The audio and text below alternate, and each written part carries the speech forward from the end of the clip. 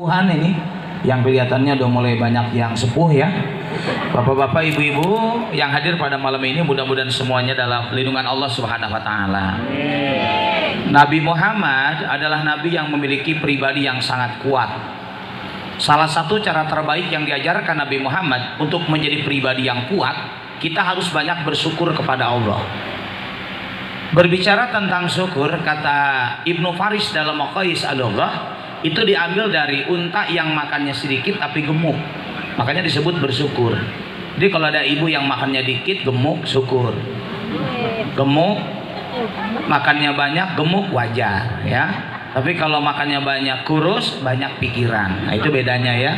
Makanya bapak-bapak banyak yang kurus karena kan banyak pikiran. Kalau bapak-bapak kan mikirin pekerjaan, mikirin istri kan, makanya suka pusing, kurus.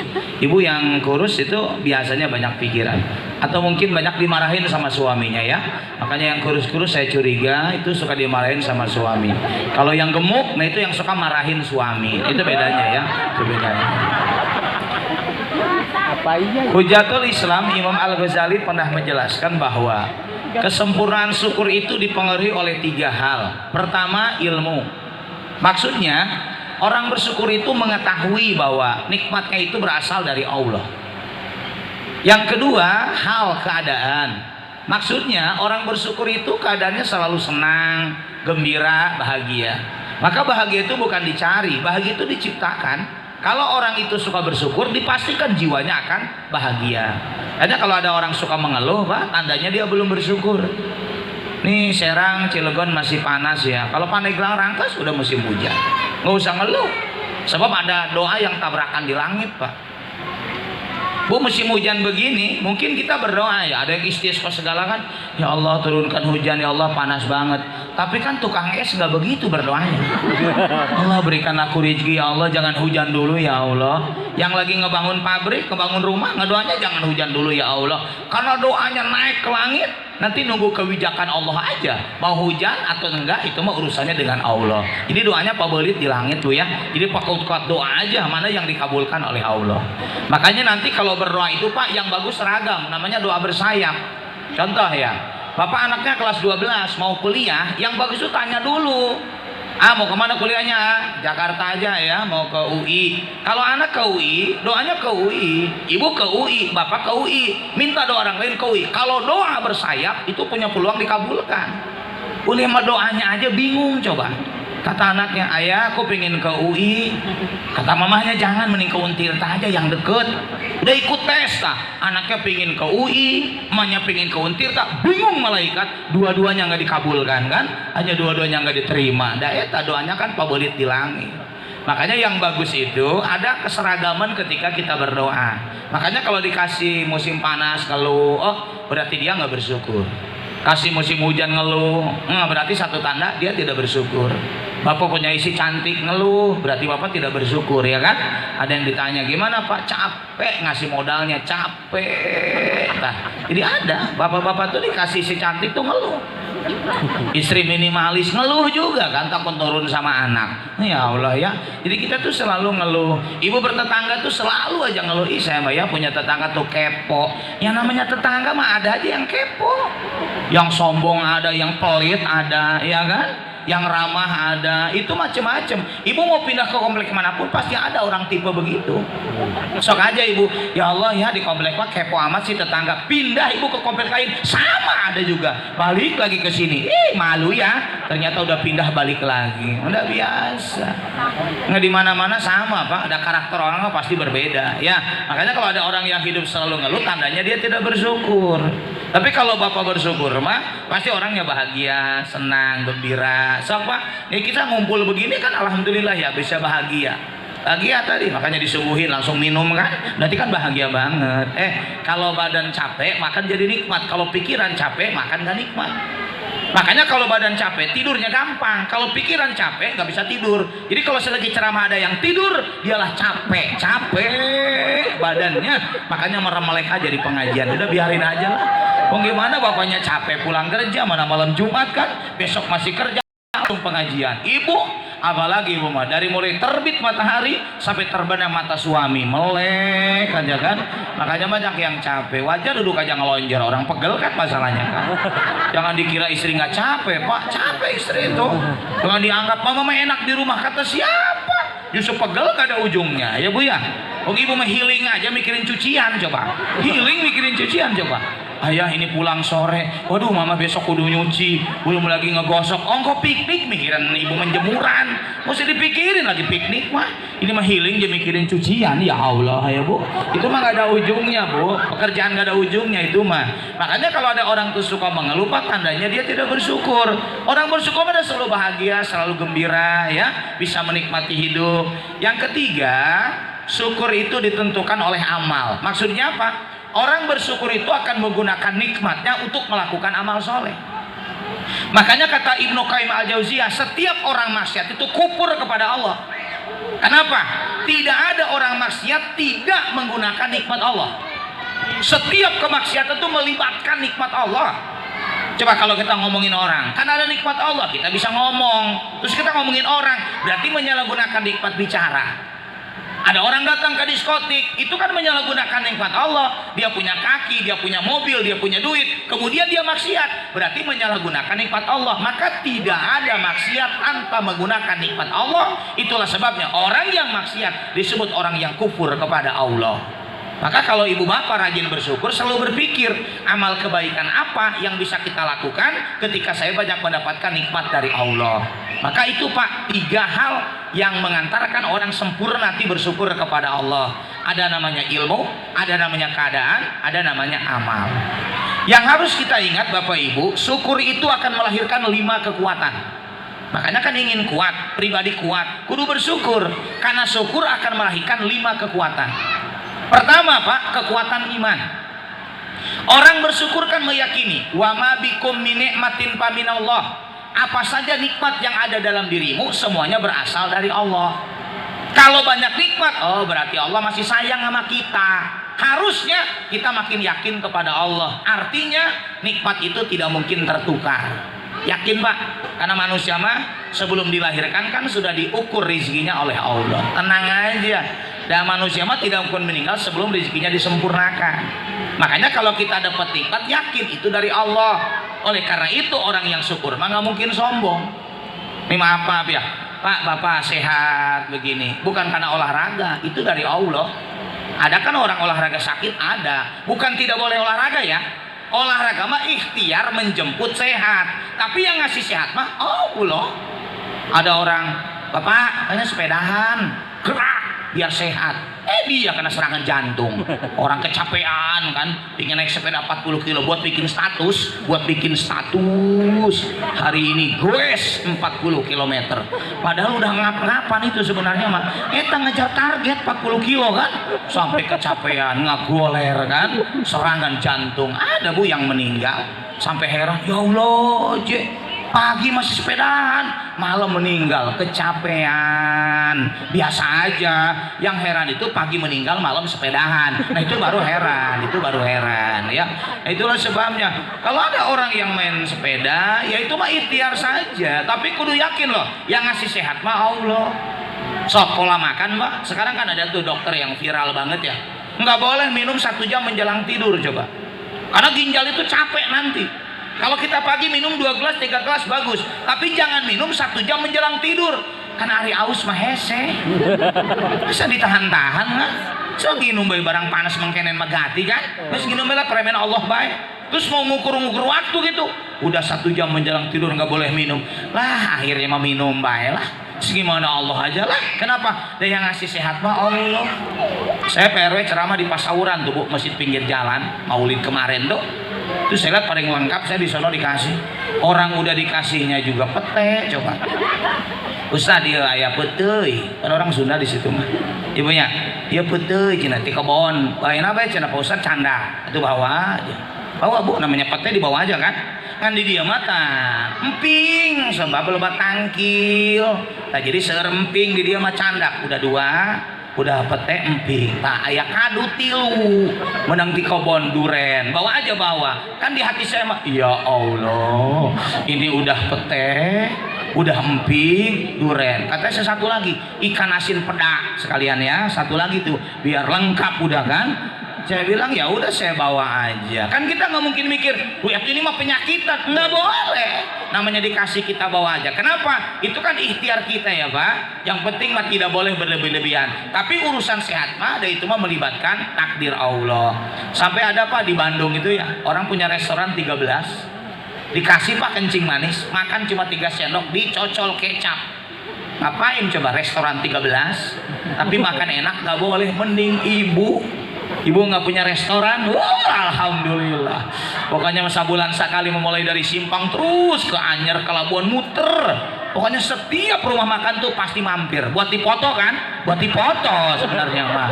Udah lihat, aduh kayaknya ini mah penuh banget. Udah ayolah pindah lah. Rame iya mah lama tak. Udah turun, kok kayak sepi ya? Kayaknya nggak enak kali ya. Udah turun lagi, kebagusan tempat pasti mahal ini, mahal, muter sampai ke Labuan, sampai ke Pandeglang, ke Baros, balik lagi ke Cendana ngerebus Indomie. Jadi muter doang rupanya ya Bu. Artinya apa Bapak Ibu? Kita kudu sadar kalau kita sehat, oh ini anugerah dari Allah ya. Ibu Bapak rumah tangga sakinah ya. Ini kelihatan kan wajah-wajah bahagia ini ya. Bahagia sih. Kalau ruwet mah nggak mungkin ngaji sih. Orang ruwet nggak mungkin ngaji. Nggak males masalahnya kan. Panggang ngaji, pusing kita nih lah ngaji lah. Terus pusing kita nih kok. Makanya lebih banyak ngelamun di bawah pohon mangga kan. Akhirnya mah kesurupan ya malam Jumat kan. Kalau orang bahagia tuh pasti ngaji. Orang dia mencari ketenangan di pengajian kan. Punten ya Bapak Ibu. Kalau ada orang rumah tangga bahagia, itu dari Allah. Ibu nggak boleh sombong. Bu, bukannya rumah tangga bahagia. Atuh lihat aku dong. Oh ya Allah ya kan. Aku kan glowing. Siapa yang nanya? Ya Allah ya. Ibu merasa kalau ibu kalau cantik rumah tangga bahagia, nggak jamin kok. Nggak jaminan. Kalau setiap yang cantik itu rumah tangga bahagia, nggak ada yang cerai dong. Kenyataannya yang cerai banyak yang cantik-cantik. Dia pikirannya kalau cerai bisa dapat yang lebih baik, belum tentu. Namanya janda sama second kan rada susah kan biasanya kan. Udah pasaran turun kan, namanya juga second dia. Makanya Bapak hati-hati. Bapak jangan memilih yang menarik. Karena yang menarik belum tentu itu yang terbaik. Yang terbaik mah istri kita. Cuma kalau ngelihat yang glowing, kayaknya kalau saya jadi sama dia bahagia kali ya. Bahagia juga Bapak, dia mah menderita. Masalah nggak dijodohkan sama Allah kan. Udahlah disyukuri aja punya istri mah. Ini kalau ngelihat orang lain, kayaknya dia mah cantik. Istri Bapak juga cantik, cuma kurang dimodalin. Itu aja sebenarnya makan. Dimodalin mah cantik. Dengerin Pak, jangan pura-pura nggak denger. Langsung kata RT jangan diundang lagi menyinggung Pak, ini mau urusan nih. Ini lagi ngomong bener ini Pak. Artinya karena saya lihat Pak, rumah tangga bahagia itu nggak bisa pakai logika, nggak bisa. Kita juga suka mikir suaminya dokter ya, istrinya S2 kok cerai. Suaminya ganteng, istrinya cantik, sama-sama kerja kok cerai ya. Berarti kita kudu mikir, oh yang mengantarkan rumah tangga kita bahagia mah Allah. Dari situ kita nggak boleh sombong. Bapak punya anak berkualitas, maaf, itu tuh anugerah dari Allah. Kan ada ya, yang ibu bapaknya biasa aja, anaknya pinter-pinter, ada. Ini yang wajah-wajah sekarang udah sukses. Emang dulu sekolahnya ranking 1 semua gitu? Saya ragu dari wajahnya, ragu sih dari wajah. Ada yang sekolahnya biasa aja, takdir aja jadi orang kaya. Takdir Pak, takdir ya. Sekolahnya mah biasa aja. Mata kajiannya ngobrol aja, orang dari kecil sekolahnya ngobrol aja. Sampai tua pengajian ngobrol aja. Karena kalau karakter mah susah dirubah ternyata ngobrol. Karena itu takdir jadi orang kaya. Ada loh yang ibu bapak sekolahnya biasa aja, anaknya pinter-pinter. Sampai heran Bu, heran temennya juga. Siapa tuh? Anak ibu? Iya. Dulu ibu sekolahnya biasa aja, dia anaknya pinter. Pinteran anaknya. Kelas 3 SD aja PR mamanya nggak bisa buktinya. Bunda, ini ada PR matematik. Gimana Bunda? Berapa jawabannya? Udah belajar sendiri. Kurikulumnya beda sama Bunda, beda. Padahal mah nggak bisa, beda. Jadi Pak, Bapak kerja, ibu sibuk, anak pinter, anak soleh, kudu yakin. Oh, itu anugerah dari Allah. Makanya kita kembali Pak, orang kalau dia sudah bersyukur, dia akan tawadu, imannya makin kuat. Semua yang ada dalam genggaman kita emang tuh asalnya dari Allah. Dari situlah kita nggak mungkin sombong. Coba lihat Nabi Sulaiman Pak. Saya kalau Nabi Sulaiman emang hebat Pak, bapaknya juga raja kan. Bapaknya raja, Nabi Daud, anaknya jadi raja juga tuh Nabi Sulaiman. Makanya Nabi Sulaiman hebat, nasabnya baik, nasibnya baik. Hati-hati ya, ada orang bernasab baik belum tentu nasibnya baik. Ada yang ibu bapaknya kaya anaknya belangsa, ada. Berarti nasabnya baik, nasibnya belum tentu. Pak, kalau kita cek Nabi Nuh aja Nabi Ulul Azmi, anaknya nasibnya nggak baik tuh. Jadi Kan'an lihat nasab baik, bapaknya Nabi Ulul Azmi, Nabi Nuh kan, tapi nasib anaknya nggak baik karena Kan'an Allah tenggelamkan lewat tsunami. Kenapa itu nggak baik? Ternyata ada tetesan dari ibunya. Tuh istrinya Nabi Nuh kan nggak baik. Siapa namanya? Bu Nuh. Ya Allah ya lama. Kalau istri Nabi Nuh tuh Bu Nuh. Kalau istri Pak RT siapa? Bu RT. Yang lama-lama amat sih. Udah jangan nyari. Kalau pokoknya istri Nabi Nuh ya Bu Nuh. Udah gitu aja. Kan bunuh itu nggak benar Bu, makanya nanti ada anaknya yang nggak benar. Dalam kajian psikologi Pak, kalau bapak soleh ibu soleha itu 90% itu anak itu akan soleh dan soleha. Tapi kalau ada bapak yang nggak benar atau ibu nggak benar, maka punya peluang ada anaknya nggak benar. Atau kan kalau mangga jatuh nggak mungkin jauh dari pohonnya. Ada nggak yang jauh? Ada di bawah kalong. Tapi kan sedikit. Masa kalong ngambil semua? Enggak lah. Jadi kalau ibu punya mangga dimakan kalong, ya Allah, kalong siji doang. Padahal yang lain mangga dimakan mah kalong juga. Artinya apa? Ibu bapaknya benar itu punya peluang anaknya tuh benar. Nabi Daud itu raja Pak. Nabi Sulaiman itu kaya bawaan lahir. Bapaknya udah jadi penguasa, luar biasa kan? Tapi hebatnya Nabi Sulaiman tetap Pak bekerja dengan baik. Jadi Nabi Sulaiman walaupun bapaknya sukses nggak aleman, nggak manja. Nih Pak, maaf ya. Sekarang kalau bapak punya anak yang rapuh itu mental. Dulu bapak ibu, maaf ya, orang tua kita susah. Apa ngomongnya? Pokoknya kamu jangan kayak bapak, biarin bapak mah di kampung.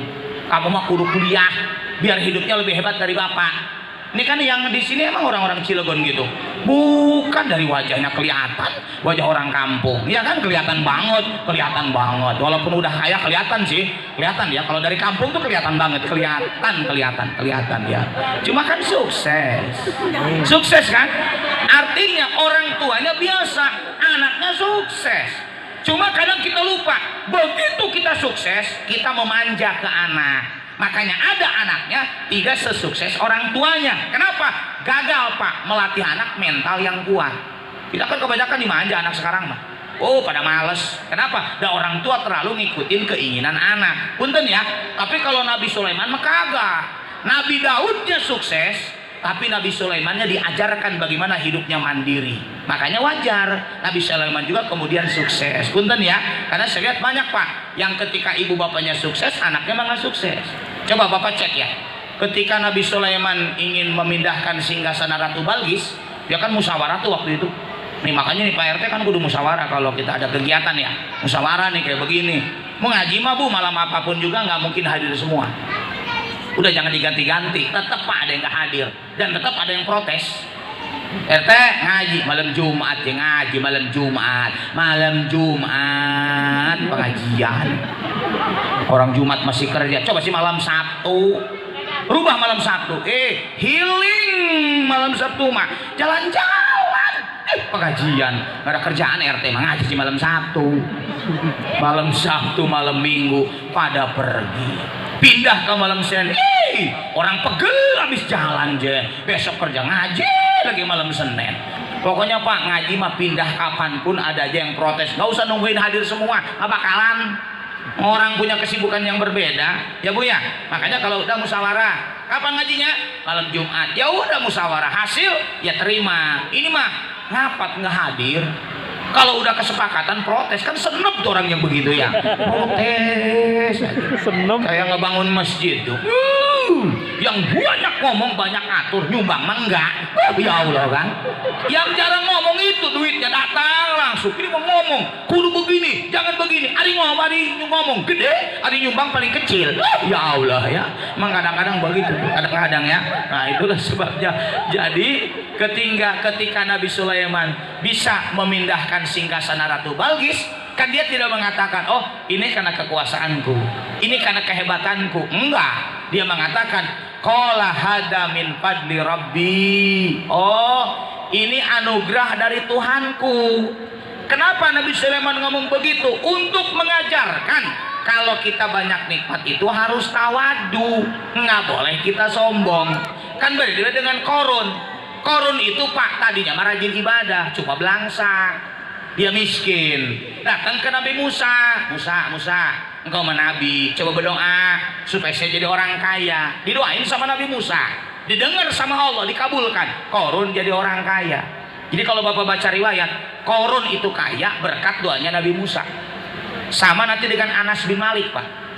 Anas bin Malik itu kan tadinya pembantunya Rasul, tapi didoakan sama Nabi, umurnya panjang, dia kemudian kaya, anak cucunya banyak, dan dia meninggal di usia 103 tahun. Kenapa panjang umur? Kenapa kaya? Pernah didoakan oleh Rasul. Dari situ boleh minta didoakan oleh orang yang lebih soleh dari kita.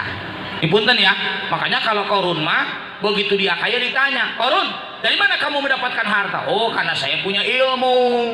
Tuh, begitu dia kaya, dia kembalikan kepada dirinya. Maka Korun jadi sombong. Apa yang terjadi?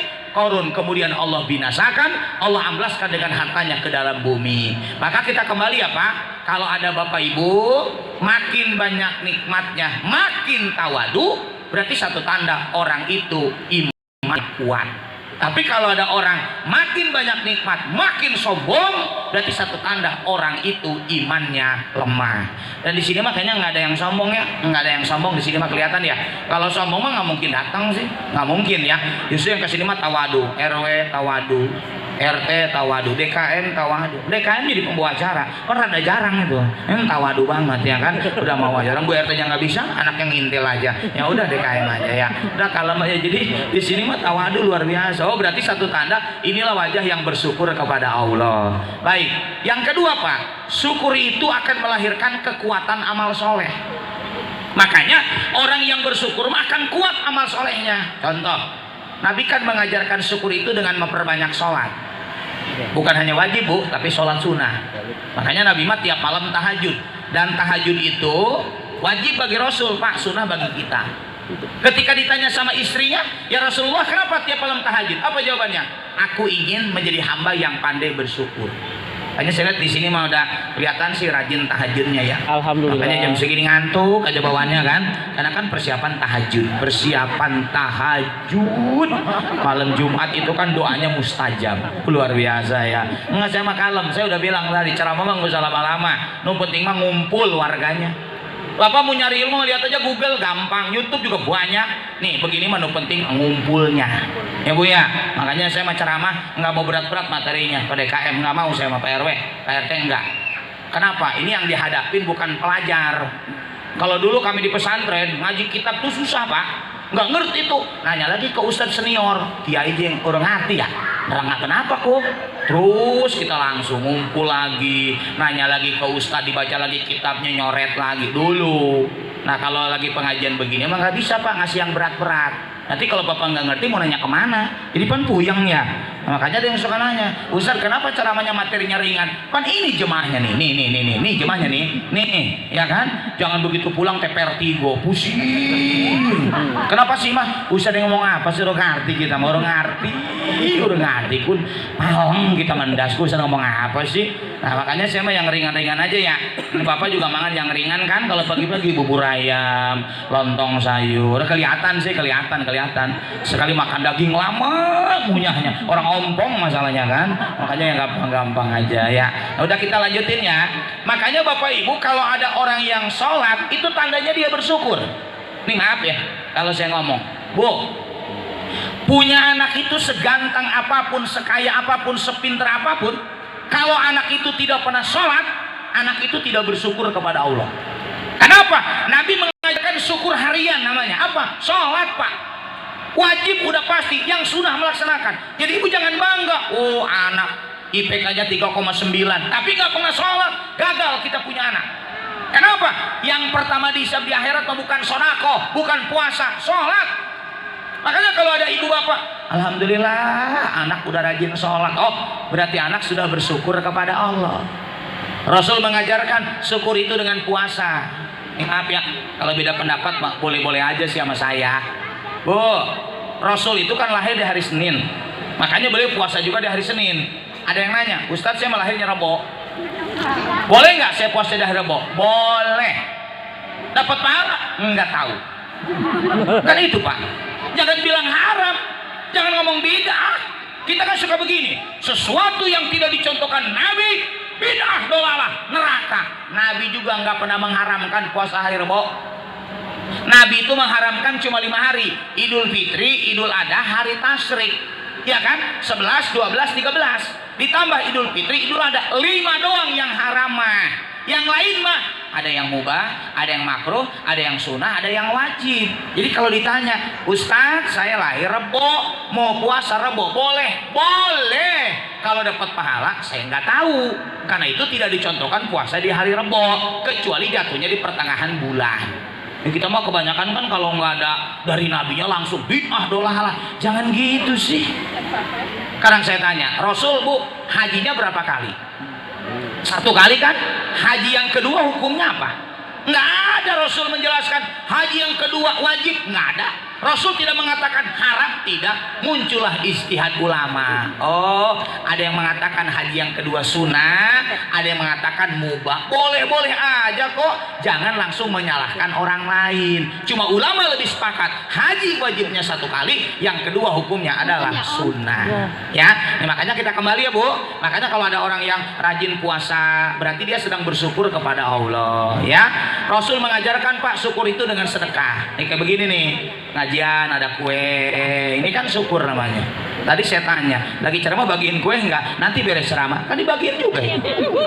Cok bagiin aja dulu, daripada ngumpet-ngumpet di belakang sedekahnya, bagiin aja dulu, bagiin. Nggak apa-apa.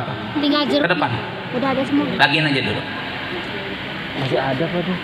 Agak cepat Bu, Ibu bagiin dulu. Udah. Iya kan tadi saya tanya di awal, mau dibagiin enggak? Ntar aja udah beres ceramah. Rupanya dibagiin juga kan? Nah udah, nggak apa-apa, bagiin aja, bagiin. Karena kadang-kadang ada yang beres pengajian langsung pulang. Akhirnya kan panitia kecewa tuh Pak RW. Itu pernah saya acara maulid di satu komplek elit Bu. Emang udah ngomong ke saya dari awal kan, Kang Asep bilang ada ceramah ya. Mau kenapa? Malam Senin. Ini mah bapak-bapaknya pada sibuk. Bener Pak. Yang kasihan apa Bu? Beres ceramah itu kue itu acak-acakan Pak, masih utuh. Sampai kata panitia, ke bina-bina ya, segini panitia susah payah. Begitu beres acara langsung pada pulang, acak-acakan Bu, pada utuh. Kata sampai Ustadz tungguin sebentar ya, saya menungguin aja. Kirain mau dibawain, enggak juga ternyata. Ngapain suruh nunggu enggak dibawain, ya Allah. Maksudnya mah gimana itu bahasanya ya? Udah saya naik mobil, saya pelan-pelan dikirain mau dikejar, enggak juga ternyata. Kenapa suruh nungguin diberesin? Ya Allah ya. Nggak, dia lagi cerita aja, bukan di sini, bukan. Ini lagi cerita. Sampai dibagiin. Nggak apa-apa. So. Ya biar ininya tenang Ibu yang ngurusin kuenya ya. Iya, so. Biar plong. Nanti dievaluasi ke depan Pak RT. Berarti sebelum ceramah kudu dibagikan dulu, di-break dulu aja, buat dibagikan. Itu mau dimakan atau nggak apa-apa, masukin ke kantong juga nggak apa-apa kan, itu mah namanya. Asal jangan semangka aja ke kantong Bu, ya Allah ya, nggak apa-apa. Nggak, biasa ibu-ibu juga gitu Pak. Kalau bapak mah coba beres pulang. Memang sedekah di pengajian bagus Bu. Jangan ngomong beda, coba baca buku Bilik-Bilik Cinta Rasulullah. Bukunya ada banyak tuh. Karangan Dr. Nijar Abaza, tuh bagus itu. Ketika turun ayat wa andir ashiratakal akrobin, kan Nabi diperintahkan tuh memberikan peringatan kepada kerabat-kerabat dekat. Maksudnya Nabi ini mau tausiah, mau menyampaikan ajaran Islam. Apa kata Nabi? Ali, coba masak kandung. Terus siapin susu. Terus motong kambing. Mau ngapain ya Rasul? Biar mereka makan gandum, makan sate kambing, dan ternyata minumnya susu. Setelah itu aku akan menyampaikan kebenaran. Nah jadi nanti Pak RT ke depan gitu. Jadi sebelum ngaji itu ya makan lontong dulu, sate dulu kan, minum susu, insya Allah lagi ceramah merem, ya kan, wong kenyang tuh ya. Ini ngomong bid'ah kalau nggak tahu sejarah. Ini mau kalau ada orang begini nggak ada dalil yang nggak dalil, biarin aja sih, namanya juga syukur. Dan begini Pak, kalau kita bicara sodako, kaya miskin boleh menikmati, namanya sodako, karena sunnah. Kalau yang wajib zakat, orang kaya nggak boleh makan, jangan main-main Pak. Makanya kemarin ketika muncul Maulid Nabi, ada yang bikin panjang, ada juga yang ngeritik itu. Ngapain bikin panjang? Buktinya yang kaya bisa makan juga, yang miskin makan. Hei, bikin panjang itu niatnya sodako. Kalau niatnya sodako, kaya miskin boleh menikmati. Di mana salahnya? Ibu lahiran, terus ibu akikah, tetangga sebelah rumahnya lantai 2. 2 rumah dari ibu, mobilnya 3. Boleh nggak diundang? Boleh. Boleh makan akikah? Boleh. Kenapa? Akikah itu hukumnya sunnah. Kalau sunnah mah kaya miskin boleh menikmati. Makanya di sini panitia nyiapin kue. Mau kaya miskin boleh menikmati. Saya juga tadi udah menikmati tuh. Apa ini namanya nih Bu? Bandrek saya udah nikmatin. Kalau kue mah belum kue makan. Karena tadi mau makan bapak ibu belum bagiin. Terus kan kalau makan terus kan jadi dilihatin. Ustaz lapar kali ya. Padahal mah iya Bu, iya. Cuma kan ya jaga kehormatan lah. Namanya juga lagi ceramah. Kecuali di rumah mah nggak ada yang ngeliatin. Nah itu ya Bu ya. Jadi kalau suka bilang Ustaz gemuk makan aja. Kalau lagi ceramah mah kan jaga kehormatan. Kan malu masa nggak kayak Mbah ya kan. Kalau udah di rumah nggak ada yang ngeliatin baru dihabisin. Kan itu urusannya kan. Nah makanya punten ya Bu. Kalau ada ibu yang suka rajin sedekah. Sedekah itu bagian dari syukur. Sampai di kita mah maaf ya, anak belum lahir, ada namanya Pak 4 bulanan, ada 7 bulanan, itu biarin sih, namanya juga syukur. Lahir langsung akikah, anak bisa jalan saweran, jangan ngomong-ngomong bid'ah, orang dia syukuran kok. Dan saya yakin Pak kalau syukuran itu seneng. Ibu-ibu, nih saya menyaweran nih, anak-anak nih, alhamdulillah kan udah bisa jalan. Siapin ibu-ibu se-RT pada datang. Duitnya 60.000, yang nangkap 30. Kalau dibagi rata, 2.000 kubur 2.000 ya. Tapi seneng aja bawanya itu. Udah berapa? 2.000. Ibu 500 saya mah. Ibu permin doang. Tapi tetap aja seneng ya Bu. Artinya sedekah itu jangan nunggu kaya. Kita bisa sedekah walaupun dengan uang recehan. Maka kalau ibu ingin sedekah, Bu, apa kata Rasul? Wahai Abu Dar, kalau kamu masak, perbanyak kuahnya, bagikan kepada tetanggamu. Karena harta itu untuk dibagikan, bukan untuk dipamerkan. Ibu mah harta dipamerkan, ya Allah. Sekali makan di restoran, dipoto.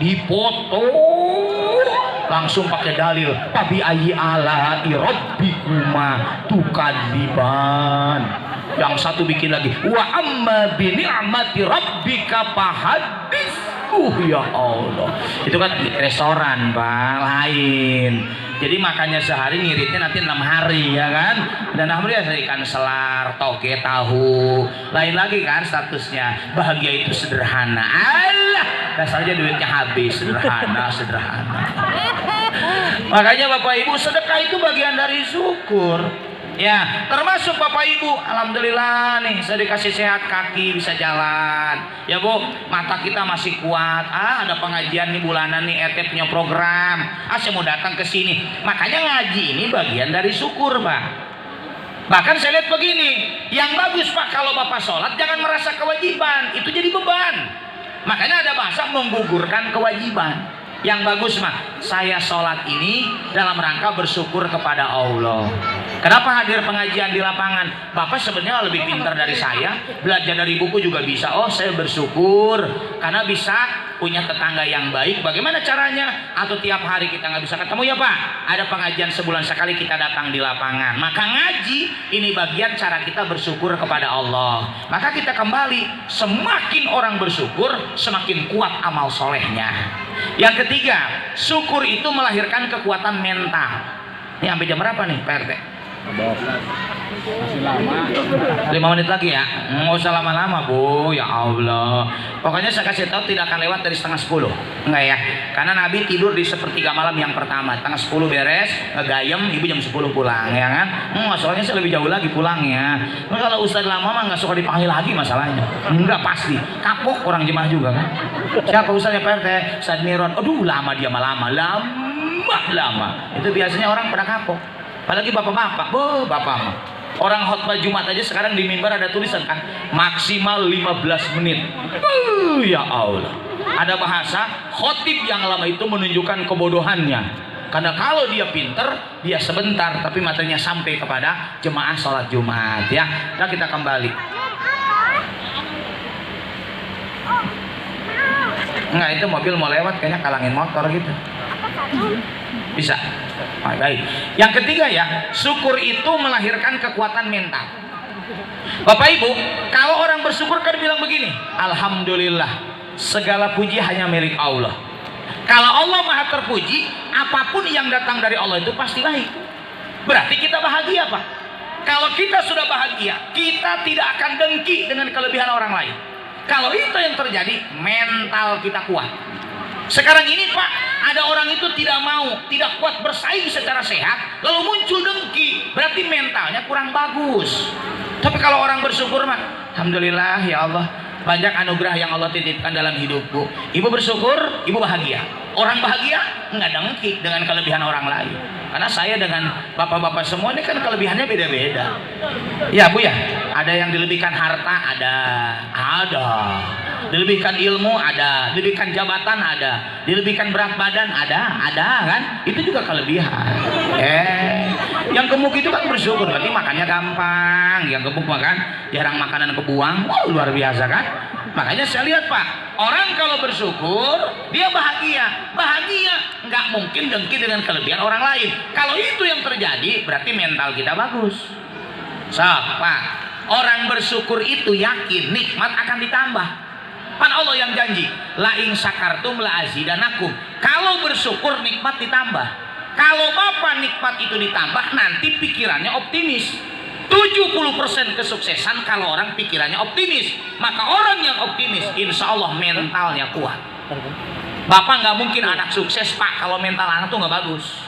So ngomong, ayah, aku mau kuliah aja di ITB. Apa kata ibu? Alah, kamu mah di sono mah pada pintar semua. Kamu mah di sini juga nggak pernah dapat ranking. Atau anak kamu mungkin kuliah di sono. Karena ibunya mental anak itu dilemahkan sama ibu. Terus kan ya di sono mah kudu ngontrak, kamu di Bandung mah biayanya juga mahal. Bapak kamu juga kerjanya biasa aja. Insya Allah nggak jadi kuliah ke sana. Iya kan? Tapi kalau ayah, aku mau kuliah di ITB, belajar yang benar ya, 1 tahun di kelas 12. Doain ayah, usahanya maju, di kantor mudah-mudahan pabriknya maju, kesejahteraannya naik. Insya Allah nanti mama mau berdoa, mudah-mudahan cita-cita tercapai. Kenapa anak masuk ITB? Sudah dibangun pola hidup yang optimis. Makanya kalau Bapak bersyukur, begini aja prinsip, saya sedang menunggu nikmat-nikmat Allah yang lain, berarti mental Bapak nantinya jadi sehat. Dan ingat ya Pak, cara Allah mengganti belum tentu sama. Awas, jangan salah memahami. Ustaz, saya mah punya istri, disyukuri. Kapan ditambah ya sama Allah? Nggak bisa. Karena ditambah itu belum tentu jenisnya sama. Saya ambil contoh ya. Ada kan Bapak yang bersyukur nih dengan cara sedekah. Boleh jadi Pak, nanti ditambah lagi harta, usahanya maju. Kenapa? Orangnya dermawan dia mah. Duitnya banyak, berarti lewat harta. Ada juga orang yang saya mau sedekah. Bagaimana cara Allah membalas? Oh, dia diberikan sehat. Kan ada apa ya? Yang orang makin tua tuh makin sehat ada. Dia rajin sedekah, nggak kaya-kaya, karena wajahnya nggak cocok jadi orang kaya. Ini mah kalau kaya sombong dia. Oh ya Allah. Makanya walaupun rajin sedekah biasa aja, tapi sehat. Ya Allah, alhamdulillah. Pak, maaf ya, ada yang Bapak sehat itu karena Bapak rajin sedekah. Ada orang sakit jadi sembuh bukan karena dia berobat, karena Allah sedang membalas dari sedekah yang dikeluarkan. Sampai kadang-kadang, ibu sakit gigi ya. Itu ibu minum apa jadi sembuh? Saya bingung lah, capek saya, 3 dokter gigi, saya nggak sehat-sehat. Terus udah saya nggak minum obat, akhirnya sembuh sendiri. Lo ngecapeun penyakit, capeun doang lah, sehat. Ada nggak Bapak yang batuk udah datang ke paru-paru? Pak, bagus paru-parunya, batuk aja. Cek ibu teh lah, mesti minum obat lah, ruwet. Kenapa? Udah Bapak mau udah 39 hari batuk batuk. Dibiarin aja, sembuh sendiri. Oh berarti batuk 40 hari, karena baru sembuh kan. Jadi ada Pak, orang sehat itu dari pola makan makan mah biasa aja, olahraga juga biasa aja, pola hidup biasa. Kenapa sehat? Oh, mungkin karena orang itu rajin sedekah. Dibalas apa dibalasnya? Sehat. Makanya nanti kalau orang syukur mah optimis hidupnya, mentalnya jadi kuat. Kenapa? Dari rezeki pasti akan dilipat gandakan oleh Allah. Nanti ada ya Pak, nih Bapak nanti ngalamin tuh, anak akan cerita. Pak, kenapa anak Bapak itu SD lancar aja, SMP lancar, masuk SMA lancar, kuliah normal aja 5 tahun. Begitu lulus, mudahnya dia mendapatkan kerja. Sampai kaget kan anaknya juga. Ayah, aku tes ya. Yang daftar berapa? 124. Kuotanya 4. Awas Bapak jangan langsung. Yang nggak lulus ini mah nggak lulus. Nggak lulus ini mah nggak lulus. Orang belum tes udah ngomong nggak lulus. Udah ikutin aja prosesnya. Begitu pengumuman, ayah aku diterima. Masa sih? Kaget bapaknya kaget. Kamu kan kuliah IPK-nya biasa aja, kok bisa diterima? Juga aku heran. Oh teman-teman aku juga pada heran. Coba dia juga bingung kan?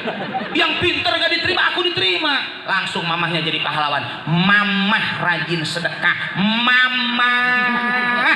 Makanya mamah kalau punya uang, mamah bayarin tetangga mamah makan-makan, makan seblak, makan bakso. Inilah balasannya. Kamu beres kuliah, langsung kan diterima kerja. Itulah balasan karena mamah rajin sedekah. Oh kata suaminya. Berarti mamah mah kudu ditambah uang belanjanya. Oh, jadi jangan salah Pak memahami agama itu.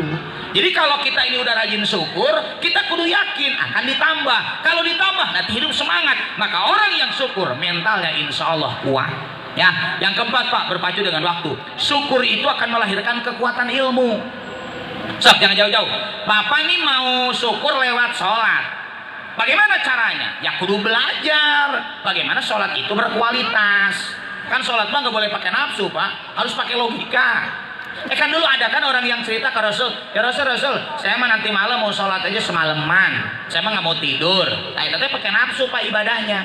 Harusnya pakai ilmu. Kata Rasul jangan. Kenapa? Saya juga tidur, saya juga sholat. Berarti kalau kita punya ilmu, oh pantesan tahajud itu bagusnya sepertiga malam yang terakhir. Supaya apa? Istirahatnya cukup, nanti orang sholat dia bisa khusyuk. Jadi tolong ya Bapak jangan semalaman, pulang dari sini jam 10 sholat sampai jam 6. Luar biasa kan? Maksudnya subuh beres, terus dia dikir kusuruk, terus berhenti sebentar, langsung dia sholat lagi. Bu, punten ya, ibadah itu bagus, tapi kalau berlebihan jadi tidak bagus. Makanya tahajud saja itu harus pakai ilmu.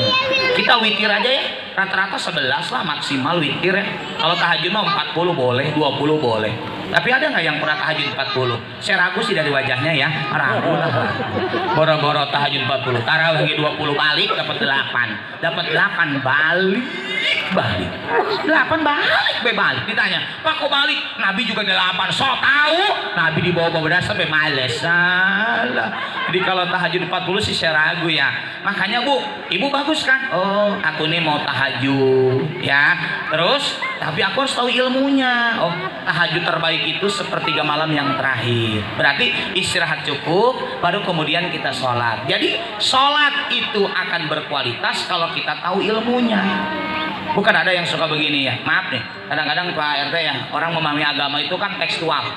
Ibu undangan jam 12 pas adzan. Kan kata Nabi apa? Kalau makanan sudah dihidangkan, datang waktu sholat makan dulu. Oh iya mah beneran ahli ngaji. Ibu, ayo kita undangan tuh tinggal masuk gedung. Dohor. Terus kita sholat dulu. Sholat dulu, dandannya lama lagi. Beres sholat dandan, masuk ke ruangan, satenya habis, dagingnya habis. Ku jadi kita nih apa ku? Tadi kemangan dikit ku. Telat mana upload udah dilem ku. Jadi kan ribut ya Bu ya. Begitu cuma ada daging tuh daging. Begitu diambil digigit, laos. Ternyata sisanya ya Allah. Makanya kita memahami agama itu harus tahu ilmunya. Berarti bersyukur itu butuh ilmu. Sob jangan jauh-jauh. Ibu bersyukur punya suami. Bagaimana jadi istri yang baik? Berarti butuh ilmu. Jadi kudu belajar tuh bagaimana menjadi istri itu yang sangat berarti di mata suami. Bapak juga kudu gitu Pak, punya prinsip. Saya kan punya istri, saya bersyukur dong. Banyak kan teman Bapak yang ganteng sampai sekarang nggak laku di pasaran. Ada. Ibu kalau suka ngumpul ya, ada teman kita yang dulu paling cantik, nikahnya mah susah. Sampai kata ibu, sayang banget ya, dia kan cantik banget, tapi nyari jodohnya susah. Kayaknya mending aku lah. Aku mah dari dulu sekolah nggak ada yang minat. Emang wajah minimalis, tapi jodohnya gampang. Kenapa? Karena suaminya kan minimalis juga, ya kan? Nu penting malah aku di pasaran, ngapain nganggur, ya kan? Nah makanya kalau ibu suka cek misalnya, oh iya aku harus belajar dong jadi istri yang terbaik. Kata bapak, aku juga belajar dong jadi suami yang terbaik. Jadi suami itu yang ditunggu kehadirannya oleh istrinya. Jadi tolong ya Pak, kalau ada bapak suka mau berangkat, ayah berangkat ya, iya hati-hati di jalan. Nyampe kantor, ayo udah nyampe belum? Udah nyampe. Dapat 1 jam, ayo lagi ngapain? Jangan, ya Allah ini istri kepo amat sih, kita mah ruwet saya mah. So, jam 12, ayo makan di mana? Sama siapa? Coba video call. Bapak jangan marah, berarti bapak dikangenin sama istrinya. Bapak pulang jam berapa? Jam 4. Ayo udah di mana? Macet. Nih posisi macet. Itu nyampe rumah, ayah mau kopi teh manis ada ya, nih mau nyiapin, ayah makan dulu, coba sini HP mama periksa dulu, berarti kan istri perhatian banget Pak.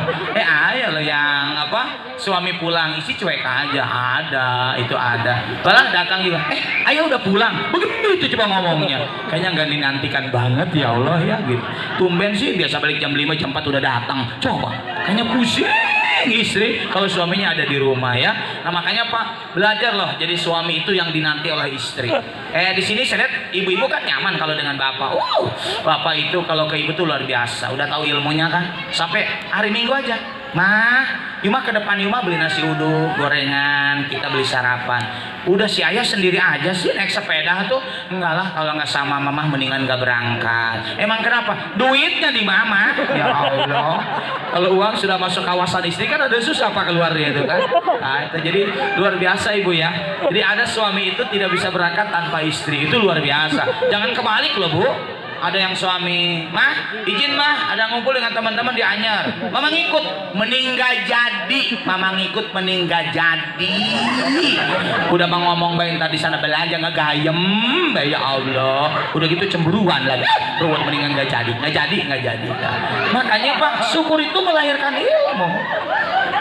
Bapak mau baca Quran, bersyukur harus tahu ilmunya. Maka belajar kita tajwid kan, berarti orang bersyukur itu butuh ilmu. Saya bersyukur malam ini saya diundang, bersyukurlah, alhamdulillah. Paling tidak kan saya nggak nganggur malam ini, itu kan masalahnya kan, bersyukur. Tapi kan saya kudu punya ilmu. Bagaimana saya bisa menyampaikan materi yang bisa diterima sama jemaah? Saya harus belajar lagi nih. Yang jelas mah jangan lama-lama, kan itu kan masalahnya kan. Karena kalau ustadz lama menunjukkan ilmu ceramahnya kurang bagus. Nah makanya saya kasih tahu, saya nggak bakal lewat dari 9:30 ya kan, karena kan butuh ilmu ya Bu ya.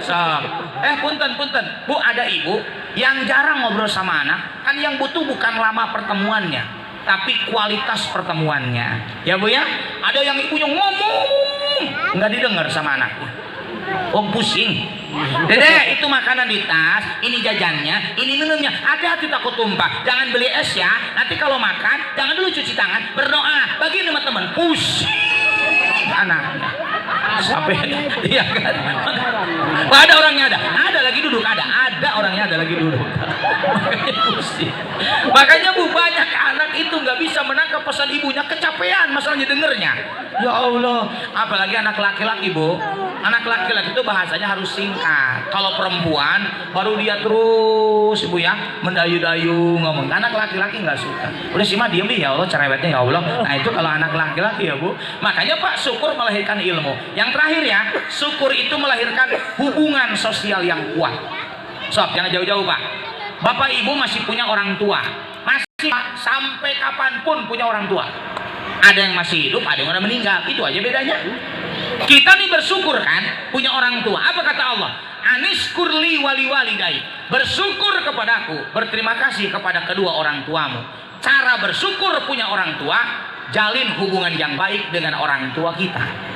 Bapak sholatnya rajin, maaf, puasanya rajin, baca Qurannya rajin, tapi hubungan dengan orang tua bermasalah, itu dipertanyakan kualitas syukurnya kepada Allah. Awas Bu ya. Makanya ibu punya orang tua mertua, tolong syukuri Pak. Bahkan kalau bisa mah saling mengingatkan. Bu, ibu cek suami ada rezeki ayah, tolong ke orang tua disiapkan, disisihkan, tiap bulan ngasih selagi orang tua masih hidup. Gitu Bu, ke suami mah ngingetin. Bapak juga sama. Mah, awas mama. Mama jangan muter-muter aja ya Allah. Ari jajan sama teman statusnya di mana-mana. Ari sama orang tua pelit, nggak boleh gitu. Mama kalau ada rezeki, walaupun nggak bisa pulang transfer aja mah. Itu namanya apa? Kita menjalin hubungan baik dengan orang tua. Sampai ada yang ayah nggak pulang ke orang tua? Enggak. Emang kenapa? Ayahnya nggak ada uang mau ngasih orang tua lah, nggak enak pulang juga nggak ngasih mah. Istrinya kan solehah banget. Apa kata istrinya? Mamah baru dapat arisan. Mamah dapatnya 5 juta ya. Kita bagi 2 aja. Yang 2,5 juta buat mama, 2,5 juta buat orang tua ayah. Yuk kita ke rumah orang tua silaturahmi. Uangnya dari mamah 2,5 juta. Luar biasa. Itu namanya mantu istimewa. Pertanyaannya, ada nggak mantu yang begitu? Jarang. Sekali ngasih 2,5 juta, nanti bulan depan ganti 3 juta bulan depan. Nah, sama ada yang begitu ada yang begitu ada. Begitu diomong, mama mau hitung-hitungan, nggak boleh hitung-hitungan sama istri mah. Ya Allah, tak suaminya diem aja. Nah di sini mah kelihatan wajah-wajah kalem si orang galakan istrinya masalahnya kan. Nah, makanya orang syukur itu Pak, jalin hubungan baik dengan orang tua, dengan mertua. Pokoknya jangan bermusuhan Bu, nggak nyaman. Orang tua kita udah meninggal, datangin kuburannya. Waktu haji juga datang ke kuburan Nabi. Waktu haji kita datang ke Malang, kita datang ke Baki. Kok pulang haji nggak mau ziarah kubur? Saya jadi heran juga. Di sana ngapain aja? Datangin kuburannya. Kenapa? Kata Ibnu Hajar Al-Haytami, yang paling membahagiakan orang yang sudah meninggal dikunjungi oleh orang-orang yang dicintainya ketika hidup di dunia. Kan gitu ya, kita datang ke kuburan, assalamualaikum ya ahlal kubur. Yang dikubur pada senang, kita doain di sono. Kan gitu ya. Ada waktu suka baca Quran walaupun istilah ulama, nggak apa-apa, gak usah diperdebatkan, mau ngaji mau enggak, yang penting baca salam, terus kita mendoakan gitu. Terus ada rezeki kita sedekahkan sampai kapanpun orang tua kita. Ya Bu ya, makanya saya lihat orang yang syukur sama Allah, dia baik sama orang tua. Ibu bersyukur kepada Allah punya suami. Bagaimana caranya? Lakukan hubungan yang baik dengan suami. Jangan cuma suami istri ribut aja ribut. Tapi tiap tahun hamil lagi. Saya mah bingung kata Pak RT. Naon je ribut bae jemet angbai kita mah heran. Lah premen tadi nih uang gue ya. Iga bentar-bentar ribut. Sampai BRT ge puyang. Yang buat itu sampai ibu kenapa sih tuh ribut? Pokoknya saya heran ribut, tapi lagi hamil lagi kayaknya hamil tapi ribut bayar. Nah, makanya pun tadi Pak, Bapak kalau bagus deh syukurnya awal suami istri hubungan sosialnya kudu bagus. Termasuk Bapak Ibu bersyukur punya tetangga. Bagaimana caranya? Lakukan hubungan sosial yang bagus dengan tetangga. Saya titip ya Pak, perhatikan. Jangan bawa-bawa jabatan di luar di komplek, jangan bawa. Jabatan Bapak mah di luar di kantor, jangan bawa-bawa ke komplek. Pokoknya di sini mah sama, warga negara, warga masyarakat, penguasa tertinggi RT. Iyalah, rusak Pak kalau jabatan di luar dibawa ke komplek, rusak. Dikasih begini, marah. Saya mah di sono mah pimpinan perusahaan, di sono di sini mah warga saya. Camat aja kalau sudah di sini kalah sama RT.